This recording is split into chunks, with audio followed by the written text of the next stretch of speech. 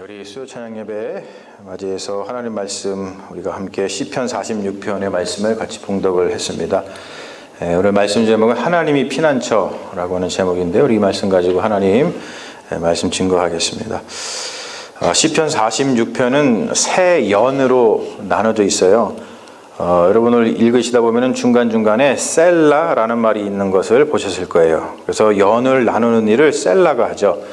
이 셀라라고 하는 말은 잠시 멈추어 듣다라고 하는 뜻을 가지고 있죠. 하나님의 말씀은 쉼없이 막 질주하듯이 들으면 안 되고 들으면서 잠시 멈추어서 마음에 새기면서 들어야 된다는 거예요. 여러분 하나님의 말씀은 광고라든지 뭐 정보, 커머셜, 인포메이션 이런 것이 아니죠. 하나님의 말씀은 생명의 말씀이에요. 생명입니다. 그렇기 때문에 잠시 멈추어서 마음에 새겨 들어야 된다는 것이죠. 이 셀라라고 하는 것은 그냥 단순히 그냥 잠시 멈춰서 듣는 것이 아니라 하나님의 말씀이 완전히 내 마음에 새겨질 때까지 충분하게 충분하게 멈추는 것을 말해요. 하나님의 말씀을 충분히 숙지하지 않으면 생명이 위험에 처할 수 있습니다. 제가 얼마 전에 뉴스를 봤는데 유럽에서 번지 점프를 하려던 여자 청년이 그 도우미의 말을 잘못 알아듣는 바람에 추락사한 일이 있었어요. 어떻게 했냐면 이 번지 점프하러 올라가면은 굉장히 서로 긴장할 거 아니에요. 긴장하니까 사실 이게 잘 들리지 않는단 말이에요. 근데 그 도우미 청년이 뭐라 그랬냐면 no 그랬어요. no 지금 뛰지 말라고 no 그랬는데 이 여자 청년이 그걸 뭐라고 알아들었냐면 now라고 알았어요. now 비슷하잖아요. 그러니까 이게 충분히 이게 멈춰 서가지고 그것을 새겨듣지 않으면은 그러니까 긴장을 하니까 의사소통이 잘 안 돼가지고 이런 사고가 발생을 하는 거예요. 사실 우리는 어렵고 괴로운 일이 닥치면 긴장하게 돼서 의사소통이 잘 안 될 때가 많죠. 사실 이제 힘들고 어려울수록 약간의 여유를 가져야 되는데 그것이 말처럼 쉽지가 않습니다. 그래서 힘들고 어려울수록 우리가 지금 말하는 셀라, 잠시 멈추어는 그런 정신, 그런 것을 좀 반드시 숙지해야 된다고 생각을 합니다.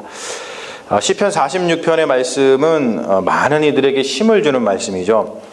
실제로 어려움을 겪는 사람들이 이 말씀을 읽으면 그리고 시편에는 여러 가지 힘을 주시는 말씀이 있는데 굉장히 큰 힘이 됩니다. 여러분들 아마 경험이 있으실지 모르겠어요. 그 중에 대표적인 인물이 누구냐면 종교개혁자 마틴 루터가 그랬어요. 마틴 루터가 처음부터 종교개혁을 하려고 마음먹고서 45개조 논제를 제시한 것이 아니죠. 그런데 사회적 분위기가 종교개혁을 갈망을 했고 그리고 마틴 루터의 95개조 논제라는 것은 뭐냐면 토론하려고 그냥 우리 이 문제를 가지고 한번 토론해 봅시다 라고 이제 건 건데 그것이 종교개혁의 도화선이 됐습니다. 여러분 그 당시 유럽에는 교황 그리고 교회가 권력을 휘두르고 있었던 상황이기 때문에 교황의 권위에 도전을 하거나 아니면 다른 사상을 이야기해서 사회 질서를 어지럽히면 교회 권력에 의해서 처형되던 시대예요. 죽었습니다. 종교개혁의 도화선이 당겨지고 난 뒤에 마틴 루터는 죽음의 위협 앞에 날마다 놓여 있었어요. 그 종교개혁의 뜻에 동참한 어떤 다른 힘 있는 제후들이 없었다면은 마틴 루터는 그의 선배들, 위클리프 같은 사람들, 이 마틴 루터보다 먼저 종교개혁을 하던 사람들이거든요. 그런 사람들은 다 죽었어요. 다 처형당해서 죽었습니다. 바로 그런 사람들과 같이 죽임을 당했을지 몰라요. 시편 46편이 굉장히 유명한데요. 여러분들도 뭐 시편 46편은 많이 잘 알고 계시잖아요. 우리가 찬양 오늘 통해서도 부르긴 했습니다만 이 시편 46편이 유명한 이유는 마틴 루터가 이 시편을 바탕으로 해서 내 주는 강한 성이요 라고 하는 찬송을 만들었기 때문에 그렇습니다. 루터는 죽음의 위협 가운데서 시편을 통해서 위로를 받았어요. 그는 성서학자였기 때문에 시편에 대한 주석서를 썼는데 아마 루터가 학문적으로 주석서를 쓸 때와는 다른 느낌으로 시편 46편에 근거한 찬송가를 지었을 거라고 생각을 합니다. 여러분 큰 환난 가운데 있으면 말씀이 주는 위로는 말로 표현할 수가 없습니다. 말씀에는 진정으로 능력이 있거든요. 시편을 지어서 신앙을 고백했던 사람들, 시편의 저자들 그 사람들이 처한 상황은 굉장히 혹독했습니다. 시편 46편에 나타난 그들의 혹독한 상황이 뭐냐면 크게 두 가지였어요. 자연재해하고 전쟁이었습니다. 지금도 자연재해가 일어나면 속수무책이죠. 지진이라든지 해일, 그리고 운석 같은 거랑 충돌하는 그런 일이 벌어지면 지구의 생명체는 엄청나게 위험에 처합니다. 과학의 발달이라는 게 다른 데서 온 것이 아니라 그러한 위협으로부터 생명을 지키기 위한 인간들의 몸부림이었다고 우리가 생각할 수 있어요. 그리고 지금도 전쟁의 위협은 세계에 도사리고 있죠. 사실은 불감증 때문에 그렇지 대한민국은 전 세계의 전쟁 위협이 가장 높은 나라 중에 하나입니다. 전 세계에서. 여러분, 어제도 북한이 장거리 미사일을 발사해서 전 세계가 발칵 뒤집혔어요. 특별히 미국이 북한의 제재 수위를 지금 높이고 있는데 미국 전역이 북한의 미사일 사정권에 들어오기 때문에 그래요. 여러분, 자연재해라든지 전쟁은 누구 한 사람의 힘으로 막을 수 있거나 또 피해갈 수 있는 그런 성질의 것이 아닙니다. 인간이 겪는 재앙 중에서 최악의 재앙이라고 할 수 있죠. 그런데 그러한 최악의 상황에서도 시편 기자는 이렇게 고백을 하고 있는 거예요. 하나님은 우리의 피난처시요 힘이시니 환난 중에 만날 큰 도움이시라. 여러분, 이것은 엄청난 신앙 고백입니다. 그리고 이것은 우리의 신앙을 견인해주는 견인차와 같은 신앙 고백이라고 하는 거죠. 자, 오늘 말씀에 보면은 하나님은 피난처라고 고백하는 신앙 가운데 하나님께서 행하시는 두 가지 일이 있어요. 그게 뭐냐면 첫 번째 보면은 5절 말씀에 나오는데 5절에 뭐라고 나와 있냐면 하나님이 그 성 중에 계심에 성이 흔들리지 아니할 것이라 새벽에 하나님이 도우시리로다. 여러분, 마틴 루터가 지은 찬송가도 이렇게 고백을 하고 있죠. 내 주는 강한 성이요.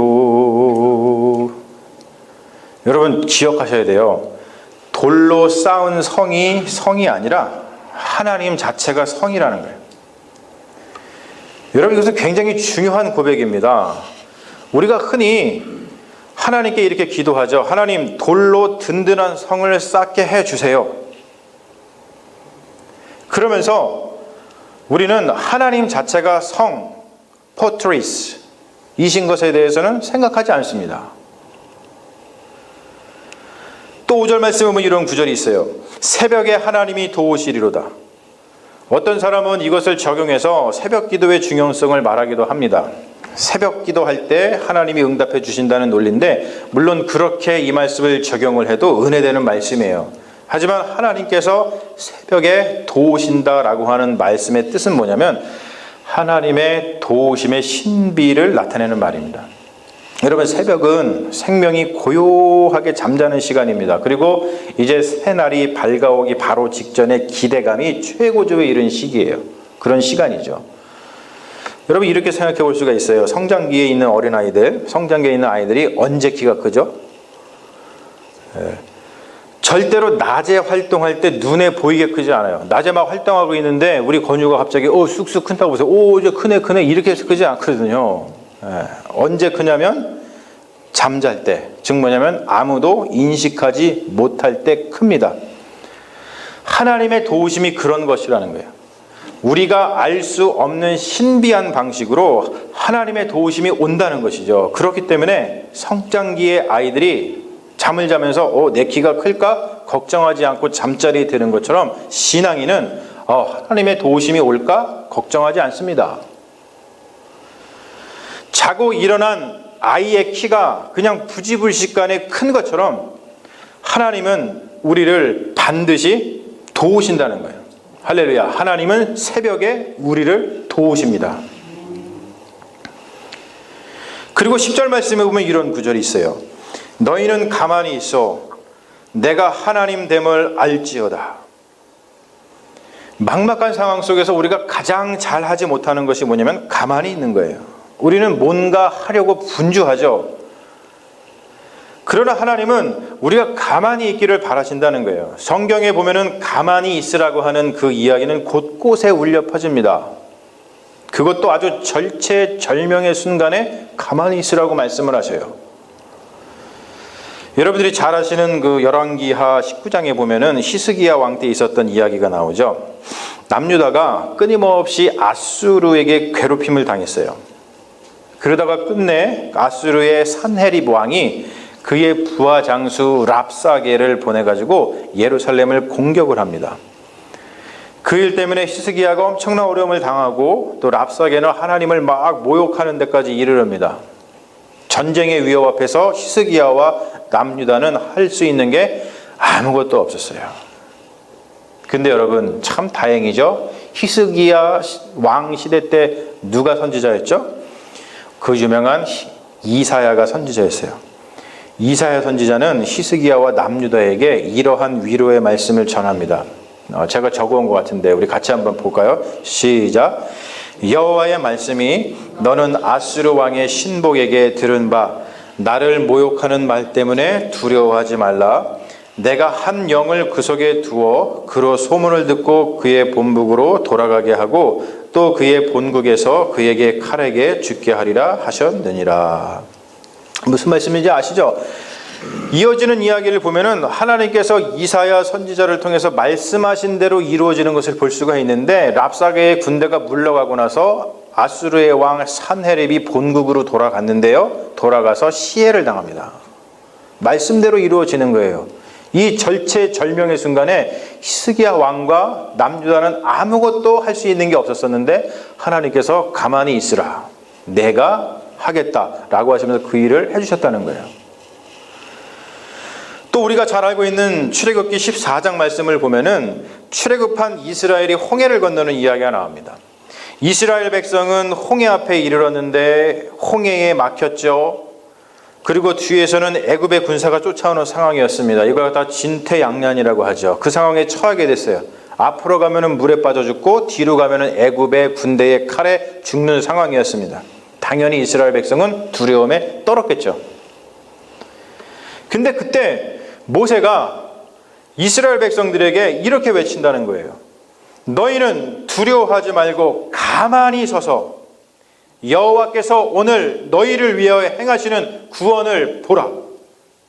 여러분, 그리고 벌어진 일이 뭡니까? 홍해가 갈라졌고 이스라엘은 그곳을 건넜고 애굽 군대는 홍해에 의해서 무력화되었습니다.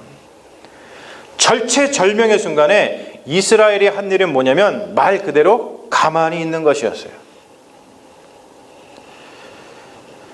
가만히 있으라고 하는 말은 우리의 무능력을 드러내는 말도 아니고 우리의 무기력함을 드러내는 말도 아닙니다. 우리는 하나님의 다스리심에 기대지 않고 하나님 자체가 성이신 것을 보지 못하고 우리 스스로 우리의 안전을 위해서 성을 쌓는데 모든 힘을 쏟아붓습니다. 여러분, 그러한 일은 우리가 현실에서 매일 목격하는 일이죠. 각 나라, 각 개인이 힘, 파워를 얻기 위해서 얼마나 자기의 인생을 소비하면서 살아갑니까? 대표적으로 강대국들, 미국, 중국, 러시아, 서로 군비 경쟁하느라 여념이 없어요. 요즘에 북한이 그 경쟁에 뛰어들어서 핵탄두 하고 그것을 실현하려는 미사일 개발하느라고 여념이 없습니다. 여러분, 거기에 무슨 평화와 인간성이 있습니까? 거기에 무슨 거룩함이 있어요? 그냥 거기에는 야만성밖에 없습니다. 세상은 국가나 개인이나 할 것 없이 세상은 자신들의 안전을 스스로 보장하기 위해서 정치, 경제, 군사력, 힘을 키우기 위해서 여념이 없어요.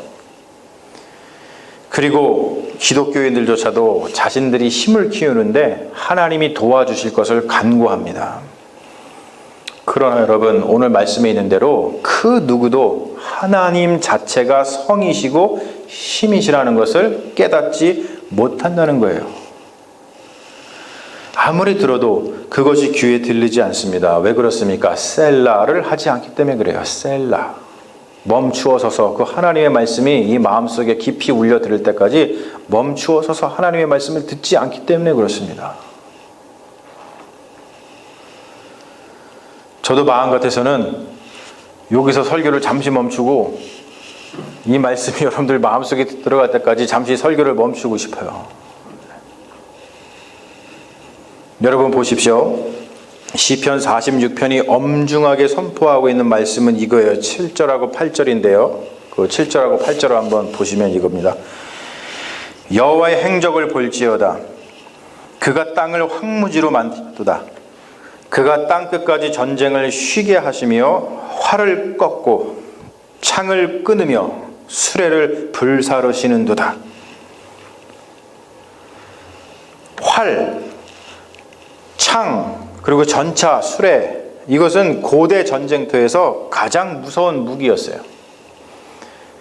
그런데 오늘 말씀 보면 하나님께서 그런 것들을 무력화시키셨는 거예요. 무력화. 이 말은 뭐냐면 그러한 것이 우리를 구원하지 못한다는 거예요. 그러니까 하나님이 그걸 꺾어버리시는 거겠죠. 지금도 마찬가지입니다. 세상은 각 나라는 각 개인은 자신들을 지켜줄 활, 창, 수레를 만드는데 여념이 없어요. 전투기를 만들고 항공모함을 만들고 핵미사일을 만들고, 그런데 여러분 오늘 말씀 뭐라 그래요? 그런 것들을 하나님이 꺾으신다 그래요. 하나님께서 꺾으실 것을 왜 만들고 있습니까? 그 말은 뭐냐면 우리가 다 쓸데없는 일에 인생을 허비하고 있다는 뜻입니다. 다른 것이 아니라 우리가 지금 막 우리를 지켜줄 것 같은 그런 것들을 만드는 바로 그것이 아니라 바로 하나님이 피난처라는 거예요. 하나님이. 여러분, 이 신앙을 가장 적극적으로 반영하고 실천했던 성경의 인물이 누구냐면 에스라입니다. 에스라 8장 21절에서 23절 말씀을 보면은 이런 말씀이 나와요. 제가 적어왔는데요. 여러분 같이 한번 읽어볼까요? 시작. 그때에 내가 아하와 강가에서 금식을 선포하고 우리 하나님 앞에서 스스로 겸비하여 우리와 우리 어린아이와 모든 소유를 위하여 평탄한 길을 그에게 간구하였으니 이는 우리가 전에 왕에게 아뢰기를 우리 하나님의 손은 자기를 찾는 모든 자에게 선을 베푸시고 자기를 배반하는 모든 자에게는 권능과 진노를 내리신다 하였으므로 길에서 적군을 막고 우리를 도울 보병과 마병을 왕에게 구하기를 부끄러워하였음이라.